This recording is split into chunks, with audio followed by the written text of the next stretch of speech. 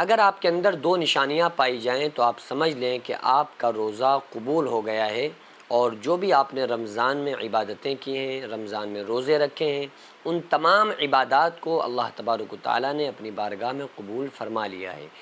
کیونکہ ہمارا اور آپ کا مقصد رمضان میں صرف عبادت کرنا نہیں ہوتا ہے، بلکہ ہم تو یہ چاہتے ہیں کہ ہماری ان عبادات کو اللہ رب العالمین اپنی بارگاہ میں قبول فرما لے، ہمارے روزے شرف مقبولیت ان کو مل جائے، اور ہمارے روزے اللہ تبارک و تعالیٰ اپنی بارگاہ میں قبول فرما لے۔ لیکن کچھ ایسے بھی لوگ ہوتے ہیں جن کے روزوں کو اللہ تعالیٰ قبول نہیں فرماتا ہے، جن کی عبادتوں کو اللہ تعالیٰ اپنی بارگاہ میں قبول نہیں کرتا ہے، تو گویا کہ ان کے روزہ رکھنا ایک فاقہ ہوتا ہے، اور ان کو روزہ رکھنے کا جو فائدہ ملنا چاہیے تھا، جو فائدہ حاصل ہونا چاہیے، وہ فائدہ ان کو حاصل نہیں ہوتا ہے۔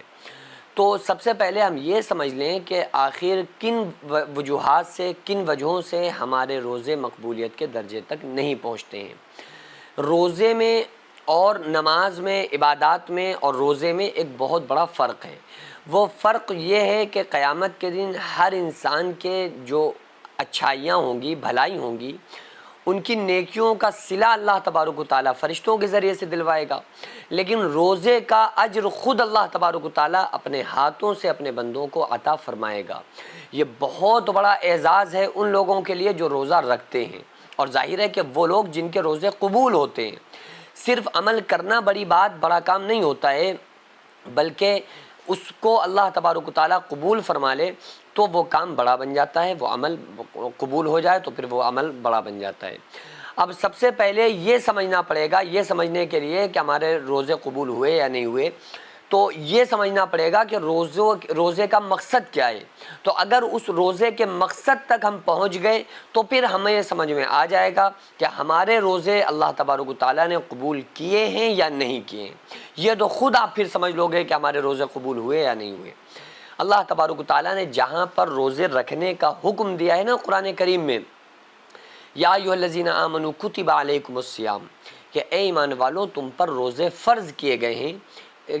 کیسے فرض کیے گئے ہیں؟ کما کتب علی الذین من قبلکم، جس طرح تم سے پہلے لوگوں پر فرض کیے گئے تھے۔ یعنی ایسا نہیں ہے کہ صرف امت محمدیہ پر ہی یہ روزے فرض ہیں، ہم پر ہی فرض ہیں، ایسا نہیں ہے، بلکہ اس سے پہلے جو اور نبی اور رسول آئے، دنیا میں تشریف لائے، ان کی امتوں پر بھی اللہ تبارک و تعالیٰ نے روزوں کو فرض فرمایا تھا۔ تو اللہ فرما رہا ہے کہ ہم نے تم پر روزے فرض کیے ہیں جس طرح تم سے پچھلے لوگوں پر فرض کیے گئے تھے، لعلکم تتقون، تاکہ تم تقوی اختیار کرو۔ تو روزے کا جو مقصد ہے وہ یہ ہے کہ تقوی حاصل ہو جانا۔ اب یہ تقوی کیا چیز ہے؟ تقوی کہتے ہیں خشیت الہی کو، اللہ کے خوف کا نام تقوی ہے۔ اللہ تعالیٰ نے تقوی کو ایک جگہ بیان کیا، ان اکرمکم عند اللہ اتقاکم، کہ بے شک اللہ کی نظر میں اچھا وہ ہے جو تقوی میں زیادہ ہے۔ اور تقوی کیا ہے؟ اللہ کا ڈر، اللہ کا خوف۔ اب آپ کہیں گے کہ اس سے روزے کا کیا تعلق ہے؟ اللہ کا ڈر تھا جبھی تو ہم نے روزے رکھے ہوئے ہیں۔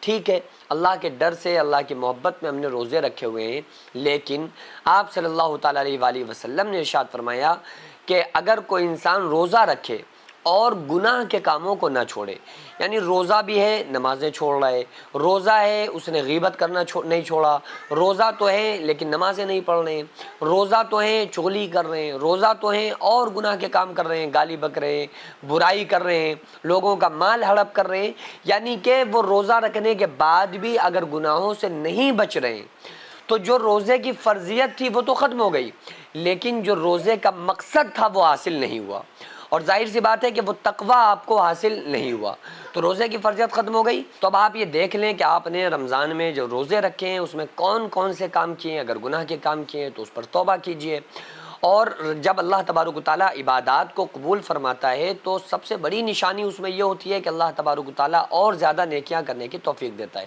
تو اگر آپ نے رمضان میں روزے رکھے اور اس کے بعد پوری سال آپ نمازیں پڑھتے رہے، آپ نے نوافل اور تہجد شروع کر دی، تو یہ مقصد اس کی یہ سب سے بڑی نشانی ہوتی ہے کہ اللہ تبارک و تعالیٰ نے آپ کو پسند فرما لیا ہے اور آپ کی عبادات کو قبول فرمایا ہے، اسی لیے آپ کی عبادات میں اضافہ ہوا، اور اللہ تعالیٰ نے عبادتیں کرنے کی، نمازیں پڑھنے کی، تہجد पढ़ने की पूरी साल फिर अल्लाह ताला उस बंदे को तौफीक अता फरमा देता है। जो मदरसा आप देख रहे हैं ये लेडीज़ मदरसा है, जिसकी ज़मीन को मैंने अपना खेत बेचकर जिसको ख़रीदा और 1 मंजिल तक बनाने का फ़िलहाल इरादा है, इंशाल्लाह बना लूँगा। लेकिन उसके बाद इसमें करोड़ों रुपए का खर्च है। आप लोगों से गुजारिश है ज़्यादा से ज़्यादा इसमें ताउन करें। अल्लाह तबारक व तआला इसका अज्र आपको 70 गुना आखिरत में, 10 गुना दुनिया में और मरने के बाद क़यामत तक अल्लाह ताला इसका सवाब आपको अता फरमाएगा।